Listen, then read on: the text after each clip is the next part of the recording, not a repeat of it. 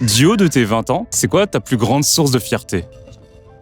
Oula, rester optimiste, c'est très facile d'être désespéré. On a l'impression que lorsqu'on est jeune, on vit pas de choses graves, mais en fait, beaucoup de mes amis ou même moi, on a vécu des choses qui peuvent pas forcément être simples. Je fuis, mais je reviens toujours parce que ça reste quand même assez addictif. La plus grande fierté, mais c'est d'avoir vécu la vie que j'ai vécue jusqu'à présent, qui n'a rien d'exceptionnel, mais qui m'a rendue très heureuse, justement. Des petits bonheurs de tous les jours, des satisfactions qui se renouvellent et qui s'enchaînent au fil de la vie. Et qui font que quand on arrive à la fin, on se dit « j'ai eu une vie heureuse ». Poursuivre le rêve de ma mère qui était du coup de faire ses études, de belles études. Le fait d'avoir tout quitté à peine 18 ans pour venir m'installer dans une nouvelle ville où je connaissais personne, mais je pense que ça a fait une grosse force de caractère. Ça a toujours été aussi un peu le rêve de ma mère de faire ça, qui elle n'a pas eu les moyens et pas eu la chance, surtout à son époque. La prise de conscience, elle a été un peu longue avant vraiment de se rendre compte que t'es parti, que tes amis sont plus là, que t'as plus ta famille à côté et que tu dois tout reconstruire toi. Comment on fait? Tu fais comment pour te recréer un réseau sur Perret alors que tu connais R? Ça vient. Ok. Bonjour à toutes et à tous, c'est Michel de la chaîne Hypnotiqueur. Et aujourd'hui, comme une des habitudes, nous allons parler d'amour. Plus précisément, d'amour de soi. Aujourd'hui, j'avais envie d'interroger les personnes sur c'est quoi leur plus grande source de fierté dans la vie, tout simplement. De les inviter à me partager, voilà, ce qu'ils considèrent comme étant...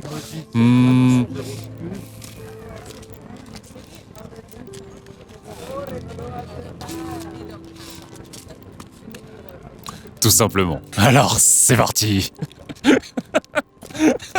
Bonjour à toutes les trois, merci pour votre participation. On a un peu discuté avant qu'on commence, c'est surtout toi du coup qui va participer. C'est quoi vos prénoms? Alors moi, c'est Laurie, Chanté. Vous avez quel âge? j'ai 20 ans. Du haut de tes 20 ans, Oui. c'est quoi ta plus grande source de fierté? Oula, je pense de rester optimiste parce que je pense c'est très facile d'être désespéré, parce que en fait, on a l'impression que lorsqu'on est jeune, on vit pas de choses graves, mais en fait, beaucoup de mes amis ou même moi, on a vécu des choses qui peuvent pas forcément être simples à vivre, mais je trouve que c'est important aujourd'hui, même dans nos sociétés, de rester optimiste. D'accord. Et moi, ma plus grande fierté, c'est de me dire que je crois aux belles choses, je crois en l'avenir. Et je crois en l'amour aussi, donc voilà.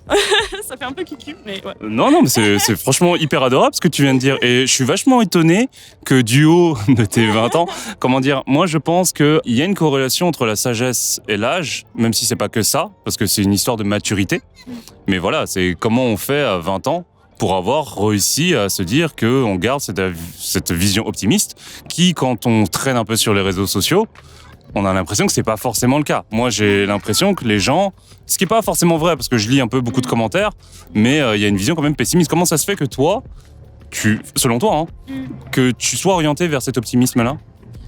Je pense, grâce à mes amis, je pense surtout. Vraiment, je trouve que l'entourage compte beaucoup. Et je pense vraiment pas me débarrasser, mais m'éloigner de personnes qui se plaignaient tout le temps, qui me dénigraient beaucoup, qui étaient vraiment pas gentilles et qui voyaient vraiment les choses mal. Je trouve que s'entourer de personnes qui sont optimistes, qui pensent bien, et aussi pour moi, c'est la foi. Être croyant, moi, ça m'a beaucoup aidé à aller mieux et tout. Et aussi essayer de se donner des limites sur les réseaux. Moi, j'ai essayé d'arrêter un peu... TikTok, Insta, je prends mes petites pauses. Bon, je reviens toujours, mais vraiment, par exemple, là, je suis en révision, j'ai plus du tout Insta, j'ai remis vite fait TikTok, mais j'essaye de prendre des pauses parce qu'après, c'est très vite, tu rentres dans une spirale et tu te compares trop, c'est compliqué, quoi. C'est intéressant parce que du coup, tu as conscience des mécanismes dans lesquels sont en jeu sur TikTok, sur Instagram, tout ça. Tu sais que ça va t'affecter et tu prends le choix conscient de, entre guillemets, de fuir ça, quoi. En tout cas, actuellement, pendant ta période de révision. Oui, après, je fuis, mais je reviens toujours parce que ça reste quand même assez addictif. Mais je pense qu'il faut faire aussi un choix dans les comptes qu'on suit, dans les personnes qu'on suit. Par exemple, moi, je sais que j'ai beaucoup unfollow de gens, même si je les connais. C'est pas que je les aime pas, c'est pas que je suis plus amie avec eux, c'est juste que je sais que, voir leur story au bout du monde ou faire des vacances de rêve et que on se compare beaucoup, ça va m'impacter, ou même essayer même m'éloigner de certains comptes avec un contenu militant ou quelque chose qui va trop me qui va me toucher beaucoup trop personnellement, ça va me faire du bien. Après, il faut s'informer, mais il faut prendre aussi le temps de s'informer et se donner, par exemple, si on veut, je sais pas, suivre l'actualité politique, se donner vraiment un temps où on lit des articles, on essaye de ça, mais je trouve qu'ouvrir une application et avoir 300 000 stories sur des choses très dures, sans forcément un contexte et une analyse, ça peut faire beaucoup de mal à notre bien-être aussi. Ça n'a pas grand-chose avec les questions que je comptais poser aujourd'hui, mais comment tu... Non, il n'y a pas de souci, mais comment tu définirais ta sensibilité ? Extrême. Ah bon ? Sans blague. Non, vraiment, je pense que je suis... on dit que je suis un peu too much.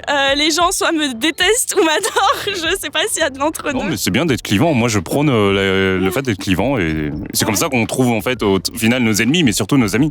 Oui. Et puis, je trouve que souvent, sur les réseaux, même en tant que fille, on va nous dire « Ouais, faut être une bad bitch. Faut pas avoir de sentiments. Faut être une girl boss. » Mais moi, je suis très sensible. Et je trouve que être sensible, il y a du bien parfois. Et voilà, n'ayez pas peur d'être sensible en fait. Eh bien, merci à vous pour votre participation. C'est quoi votre prénom ? Arlette. Ok. Bonjour Arlette. Moi, c'est Michel.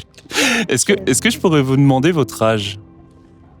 Ah, Ça peut rester un mystère aussi. non, 82. Ok. Eh bien, du haut de vos 82 ans, quelle est votre source de plus grande fierté dans votre vie ? La plus grande fierté, mais c'est d'avoir vécu la vie que j'ai vécue jusqu'à présent, D'accord. qui n'a rien d'exceptionnel, Ok. mais qui m'a rendue très heureuse, justement, dont je suis heureuse. Je m'invite à creuser davantage, si c'est OK pour vous. Quels sont les éléments individuels de tous ces éléments-là qui ont contribué à votre bonheur ? À quoi vous pensez, en fait ? Bien. Une vie familiale dans l'enfance D'accord. parfaite. Très bien. Un mariage qui a duré, qui dure. D'accord. Une vie professionnelle satisfaisante. Ok. Et un fils qui me donne beaucoup de satisfaction. D'accord. Ça me paraît bien rempli déjà. Est-ce que pour vous, du coup, le secret d'une vie réussie, ce serait plein de petits éléments qui, sur chacun de ces éléments-là, vous y trouvez un petit peu de bonheur dans chacun, et c'est la globalité de tout ça au final ? Totalement. D'accord. Absolument. C'est exactement ça. Très bien. Des petits bonheurs de tous les jours, des satisfactions qui se renouvellent et qui s'enchaînent au fil de la vie. D'accord. Et qui font que quand on arrive à la fin, on se dit « j'ai eu une vie heureuse ». Eh bien, merci à tous les deux pour votre participation. C'est quoi vos prénoms ? Naé. Naé. Et Lohan. Enchanté, Naé, Lohan. Enchanté. Vous avez quel âge ? 19 ans. 23. 23. Ok. Alors, du haut de tes 19 ans, c'est quoi ta plus grande source de fierté ? Je pense que c'est d'avoir quitté ma famille qui est dans le sud pour venir à Paris, pour venir faire mes études et pour, on va dire, poursuivre le rêve de ma mère qui était du coup de faire ses études, de belles études. Et en fait, le fait d'avoir tout quitté à peine 18 ans pour venir m'installer dans une nouvelle ville où je connaissais personne, mais je pense que ça a fait une grosse force de caractère. Du coup, c'est quoi ce rêve-là ? Là, du coup, je suis en études de sciences politiques. D'accord. Et ça a toujours été aussi un peu le rêve de ma mère de faire ça, qui elle n'a pas eu les moyens et pas eu la chance, surtout à son époque. Donc voilà. Est-ce que ça a été quelque chose de facile pour toi, de naturel, ou non, il y a eu quand même des insécurités, des peurs et tu as réussi... de toute façon, l'histoire a prouvé que tu as réussi à sauter le pas, mais quelle est l'histoire de tout ça ? En fait, ça a été assez naturel, parce qu'on va dire, depuis mon plus jeune âge. Je voulais partir de chez moi, pas forcément parce que c'était un endroit toxique ou quoi, juste parce que j'avais besoin d'avoir mon indépendance. Et en fait, du coup, ça s'est fait un peu automatiquement. Quand il y a eu Parcoursup, tout ça, j'ai forcément cherché des études pas sur Nice, du coup. Et après, c'est vrai que quand le moment est venu, la prise de conscience, elle a été un peu longue, plusieurs mois, avant vraiment de se rendre compte que t'es parti, que tes amis sont plus là, que t'as plus ta famille à côté et que tu dois tout reconstruire toi. Comment on fait? Là, du coup, tu étudies à Paris. Oui. Tu fais comment pour te recréer un réseau sur Paris alors que tu connais R de gens? Ça vient. Ok. Franchement, ça vient. Ça vient. Je sais pas s'il faut forcément. Bah oui, on peut faire des efforts. Les premiers jours, quand t'arrives dans la fac, il y a les trucs de BDE, etc. Ok. Du coup, faut faire un peu l'effort d'aller voir les gens, etc. Moi, j'ai eu de la chance de rencontrer directement ma très bonne copine de Paris. Ok.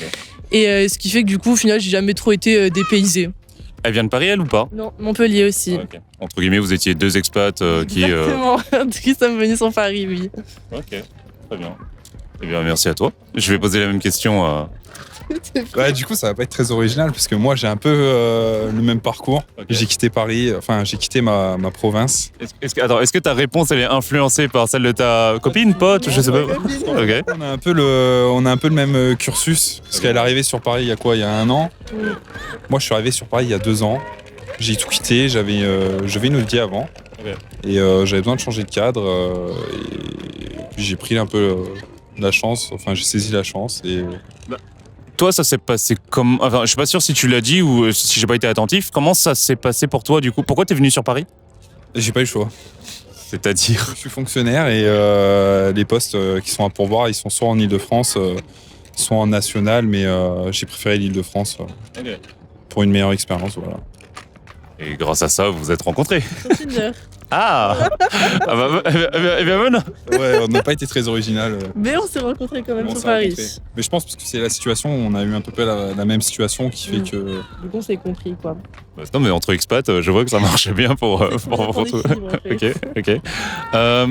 Rien à voir, je voulais absolument pas venir sur ce genre de sujet-là aujourd'hui, mais puisqu'on parle de Tinder, comment on sait? Ça fait combien de temps que vous êtes ensemble? Ça fait quasiment 1 an qu'on se connaît. Ok. Mais après, on va dire que ça fait bien 4 mois, on s'est bien rabichonné, quoi. Ok. Ouais. Euh, Je peux pas compléter, elle dit tout. Donc, Moi, je te laisse parler si tu veux. Comment on sait, à un moment donné, enfin, je sais pas, est-ce que c'était votre seule expérience sur Tinder sur Paris? Enfin bon, après, c'est peut-être un peu En mode intime, mais... relation Ouais. Oui, moi, oui, c'était ma seule expérience sur ouais, Paris. relation, ouais. Comment on fait pour savoir que, cette personne-là, j'ai envie de... Ouais, c'est ça. C'est avec Après, elle. Non, mais faut pas dire que. Enfin, c'est pas Tinder qui a fait que. Non, C'est la rencontre initiale, en Si on fait. était resté aux bases de Tinder, ouais, ça fait on une se serait vu application de sans plus, rencontre, quoi. Voilà, c'est juste une application de rencontre. Après, il y a le fait de sortir avec la personne et puis de passer du temps avec. Du coup, ça change pas mal de choses. C'est vrai que ma question, elle est portée sur Tinder, là, comment je l'ai formulée, mais c'est vrai que de manière plus générale, comment on fait pour savoir qu'une personne, elle nous plaît suffisamment pour se dire... Ouais, bah... Je sais pas si ça s'explique. Hein. Je sais pas, je pense que c'est... Je pense que déjà c'est un déclic parce que avant du coup de s'engager avec quelqu'un, faut être bien avec soi-même. D'accord. Et à partir du moment où t'es ok avec ce que tu veux et ce que tu es, ben ça va tout seul en fait. Ok. Du coup ça part un peu après par élimination et en fait quand tu vois que la personne, elle te correspond, qu'elle te fait pas chier, que tu kiffes être avec elle, après tu te poses pas forcément des questions et juste avances. De toute façon c'est comme ça la vie, faut avancer. Ok. Voilà. Il n'y a pas d'idéal en fait, il faut se correspondre, je pense, c'est tout. Ouais. C'est, Après, faudra voir sur le long on en terme. parlait un peu là, ouais voilà, ça fait qu'1 an qu'on se connaît quoi. Mais Je fais cette digression parce que moi, comme ma chaîne, c'est Hypnotiqueur et que vraiment on parle d'amour de base, tu vois. Enfin, dès qu'il y a un autre truc, tu vois, c'est... Du coup, le concept, ouais. Mais enfin, moi je pense que sur Tinder, en tout cas pour les personnes qui cherchent l'amour sur C'est pas Tinder sur et Tinder. pas... moi je suis pas forcément d'accord. Ok. Franchement ça dépend. C'est sûr que oui c'est un peu une En fait, application si de tu cul. cherches Mais l'amour attends. sur Tinder, c'est mort. Si tu trouveras pas l'amour, Ouais, mais si vous tu vous êtes rencontrés. Tu dis ouais, je veux trouver l'amour sur Tinder. Non parce que... Je pense pas. Parce que c'est pas une Ça appli qui dépend. Parce qu'à la base, toi, tu ne cherchais pas l'amour sur Tinder, ça t'est tombé dessus. L'amour t'est tombé dessus. Ouais, je pense que c'est bien trouvé. Mais je sais pas, je pense que oui, quand tu vas sur Tinder, en fait, il faut savoir ce que tu veux et mettre les bases. Ok. C'est-à-dire que t'arrives, genre si tu commences à parler avec quelqu'un, tu dis écoute, moi je suis pas là pour du cul. Ok. Et au moins déjà tu fais un petit tri. Ouais. Et bon, c'est pas forcément ce que j'ai fait. C'est pas forcément ce que j'ai fait. Femmes, c'est pas pareil. Mais je pense que c'est ce que je sais, c'est C'est que... pas le même, c'est pas le même. Parce que les femmes, vous faites déjà un pré-tri, Ouais, tu vois. ouais, Toi, t'as 99 plus likes à chaque fois. oui, sûrement. En tant oui. qu'expérience de femme, le marché est pas le même pour un homme Oui. que pour une femme sur Tinder. Bah, je sais C'est pas comme si ça que après, ça- après, c'est je vrai, sais pas c'est terrible, si mais- on Non, vient. non, c'est vrai, t'as raison. Mais c'est vrai, c'est terrible. Mais C'est une réalité objective. C'est hein. la réalité, on va Mais pas je se sais pas mentir. si après on vient avec les mêmes bases, enfin si après on vient avec les mêmes façons de percevoir le truc. Je sais pas. Après, à savoir que Tinder, déjà, c'est ultra compliqué. Ouais. Parce qu'il y a une barrière virtuelle. C'est pas facile de Ouais, créer une relation avec Tinder. avec Tu crées pas une relation. trois photos, Voilà, une tu crées pas une biographie, relation avec bon, Tinder. C'est pas possible. Non, c'est sûr.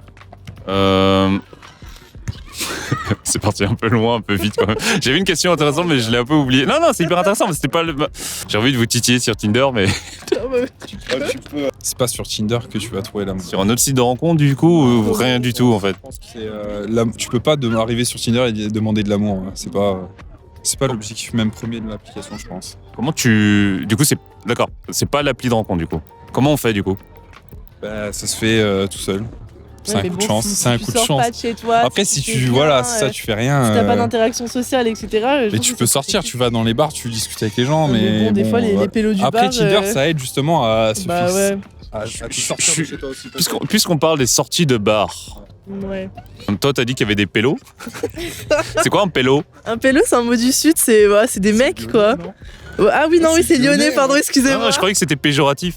Non, un pélo, c'est C'est c'est juste un mec, genre. Ok. C'est un peu les pélos du bar, quoi. C'est pas forcément envie. Ok. Moi, je sais pas. Mais oui, mais du coup, c'est. Oui, bah, du coup, il y a des hommes, il y a des personnes du bar. Ça sonne un peu péjoratif quand même, il y a des pélos du bar. Non, mais je pense que après, je parle en tant que femme, quoi. Je veux dire, le mec du bar, bon. Ok. Ouais.